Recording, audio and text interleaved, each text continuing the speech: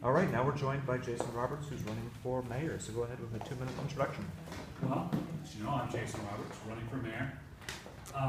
My platform is fairly simple. I feel that there are many things, many different issues that tie together that we're having right now: the homelessness crisis, the opiate epidemic, as well as just housing affordability.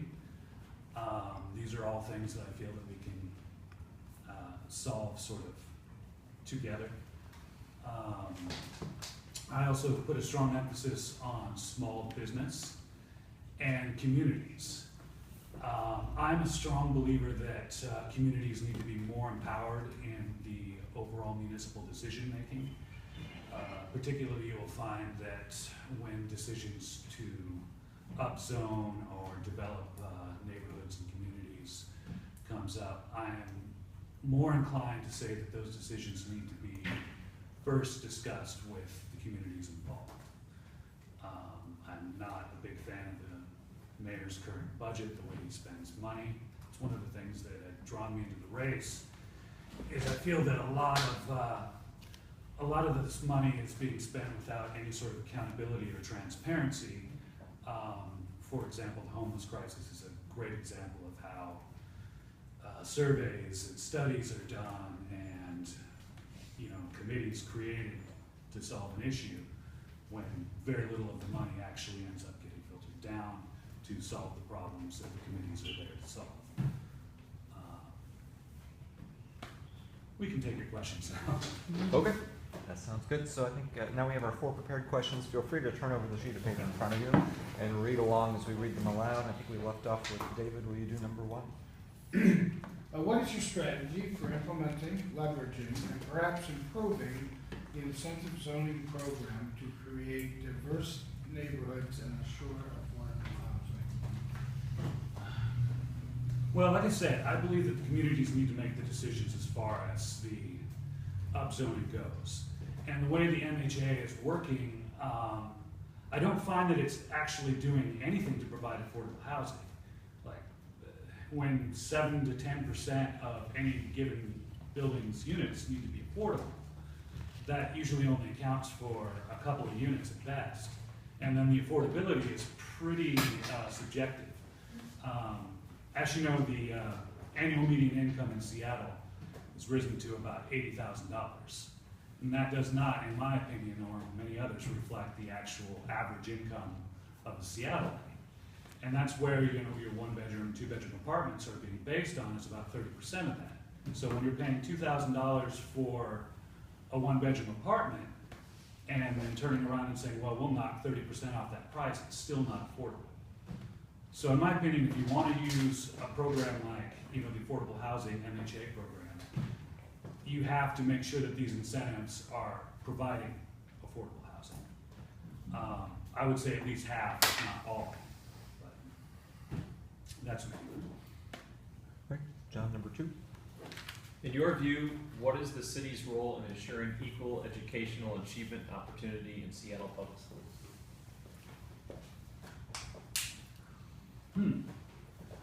Well, in the mayor's role, he doesn't have a lot of control over what the public school system does. I mean, I have a lot of ideas for just improving the educational process in general. I would like to see more integrating of technology in schools, getting rid of, say, textbooks in place of tablets. There's a lot of programs involved in that. Equal education, I mean, when you say that, are you implying more as opposed to various neighborhoods that aren't being funded correctly, or? Because we read the same question to everybody, we can't elaborate, so infer whatever intent you like. Yeah, I mean, I do feel like certain school districts or neighborhoods are not receiving the same funding as others.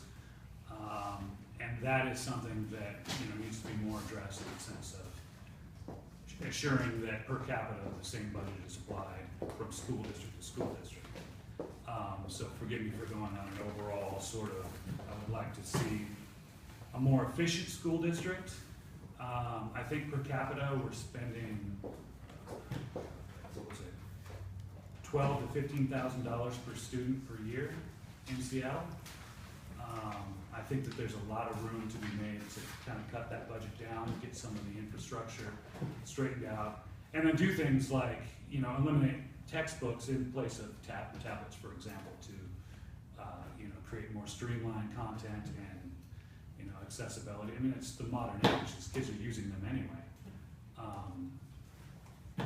Did I go over, or is that? Okay, good. I think you're right on time. And sharing number 3.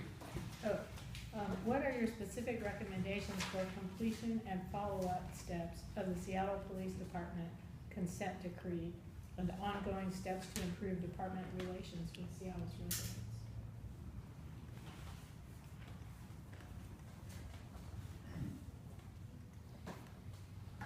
Well, I would like to see an overall change in the way that the Seattle police do their policing. I'd like to see the body cams come into play, but I would like to see them actually more engage some of the problems that we have on the streets where they're not actually enforcing laws. I mean, part of my main strategy, not to pivot too much from this, but I would like to see the drug problem, you know, particularly the heroin and opiates, as well as the crack and the meth, that is existing in the downtown areas to actually be enforced. I have a plan to put forth like a special police unit that would handle that specifically, and be sort of a neighborhood ambassador. I would like to see them be more embedded into neighborhoods, in addition to the existing patrols, to work with the community, small businesses, and engage the drug problem where it exists, and not in the sense of arresting people. What I'm looking to do is actually reform the drug laws and how we enforce them entirely, and have them rehabilitate as opposed to incarcerate. I would like to see sentences commuted for completed drug programs. I'd like to see the stigma removed from drug addiction. It's a problem that's facing a lot of that community as well as the homeless community, where if people have a felony on their record, they have a hard time getting a house, they have a hard time getting jobs. I would like the police to take a part in that by helping, as a neighborhood ambassador, to provide direction in that assistance, and also to enforce the existing laws to keep that usage off the streets. Thank you. Michael, number 4. What is your strategy for dealing with homelessness in Seattle? The homelessness in Seattle is kind of carries on from the same vein. I think this is by one of Mayor Murray's recent surveys, that about 30 to 40% of the current homeless population is inundated with an addiction problem, whether it be heroin, alcohol, or meth. I would like to put programs in place that deal with the individuals as a one-on-one sort of basis and find the problems that are affecting them individually. There's sort of this kind of narrative with many of the candidates that all we need to do is provide them a place to live. But what you need to do is fix the problems that are in their lives, to find solutions to what's preventing them from getting houses, to find them low-income houses once they've solved these problems, and to put yourself in the position of helping them rebuild lives as opposed to just burying the problem under a roof. I think that a lot of the things that I originally thought of when I joined the mayoral race back in February, as far as making more room for the sanctioned city camps, has been happening. I do like the fact that some of these communities are building the tiny houses.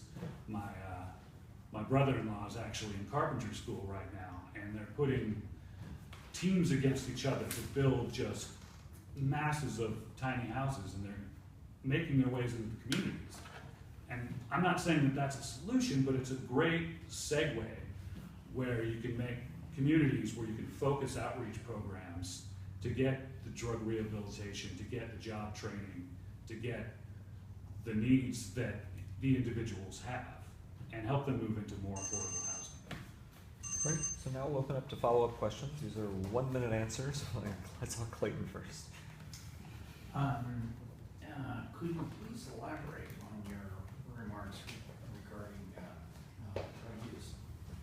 In light of programs in Vancouver, BC for injection sites and for want of a better word, positive and liberal approach to addiction.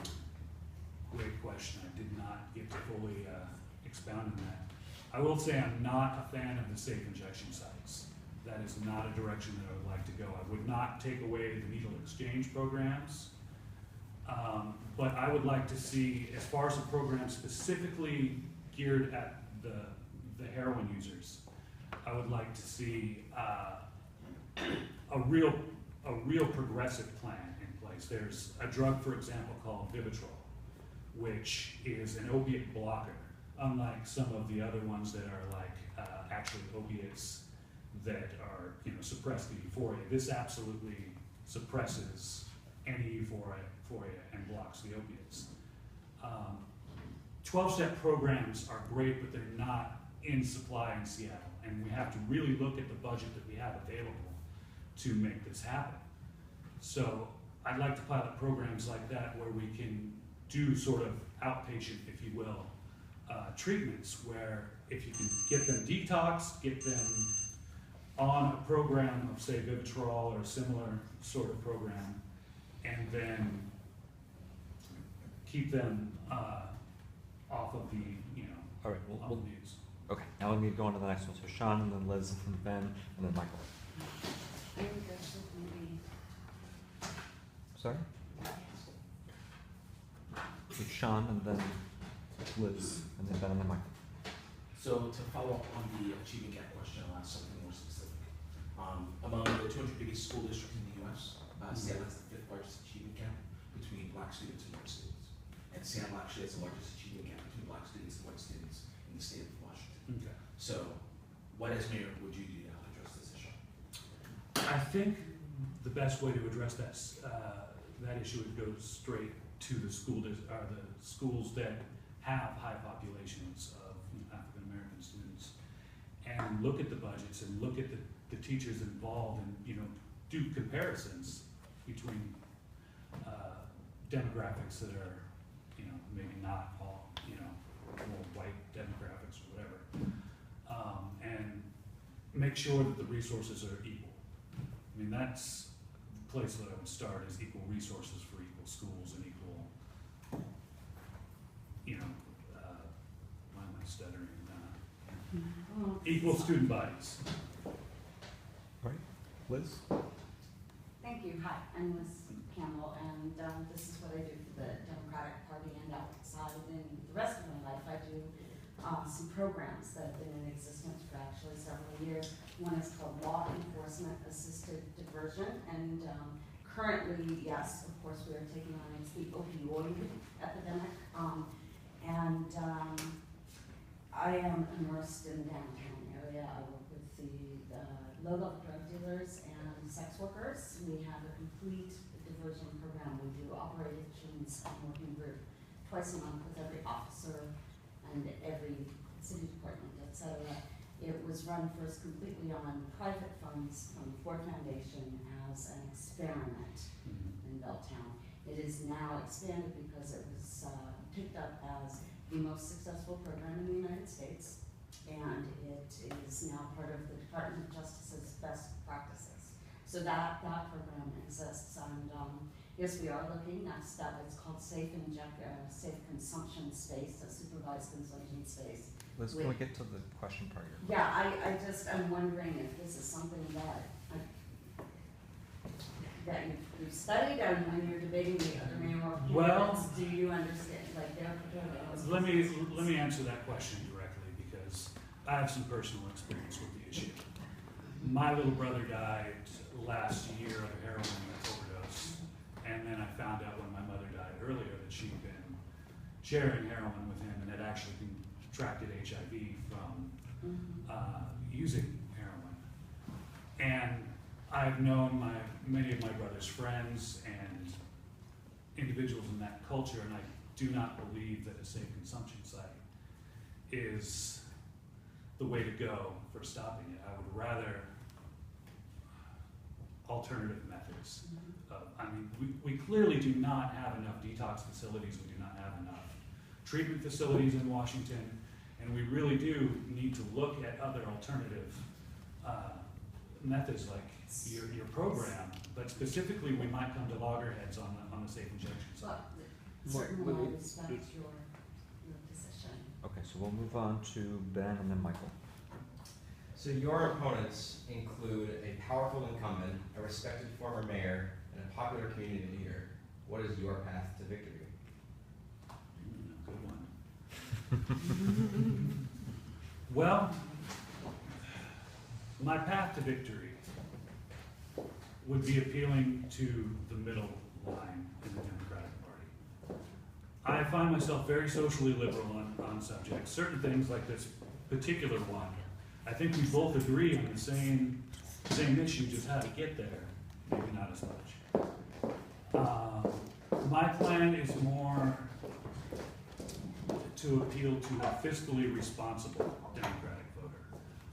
I'm there to help social programs, but I would like to see that the budget be accomplished in a reasonable way. Like Ed Murray's budget, I just felt like he was throwing money at problems without really having a conscientious thought of what he was trying to accomplish. And I know that's a very general statement. But that's the type of voter that I'm sort of looking for. It's one that is kind of middle of the road, not too far off to the left or too far to the right. Michael? And I don't think that Murray's going to be there. All right, Michael and then Bevan. Can you tell us more about your background and what you've done that would prepare you for the job of mayor? Well, I have been a small business owner and a consultant for the restaurant and bar industry for quite a while now. I've worked with many of the city officials, fire marshal, health department, police, EMTs. I've been an organizer and activist for small profits. I ran a facility that exclusively did events for small profits, for nonprofits. So we got to do a lot of philanthropic. It's a lot of small profits in the room. We're trying to, nothing big. So I got to work with a lot of different causes and events, and felt that I was able to really help people that were looking for venues to get their cause across and raise money. Great experience in my life. What qualifies for me for mayor? I asked the same question about some of the other contestants. All right, Bevan. So, and I'm sure you're aware Washington State, of course, is in the spotlight with the executive orders on refugees and immigrants. That would put you in the spotlight as well as the mayor of a city that is, imagine that it's a sanctuary city. Right. What would you do to maintain that? And how would you make sure that our city remains safe for refugees and immigrants? Well, I would not change the status. I wouldn't even consider it. I think that everything that Trump is doing is ludicrous from top to bottom. A border wall makes no sense. I mean, it's been tunnels under the border for years. If people want to come here, they're going to come here. I appreciate the fact that our city council has aroused awareness of the situation, and that there's been funds created to help the legal funds if anyone should be detained.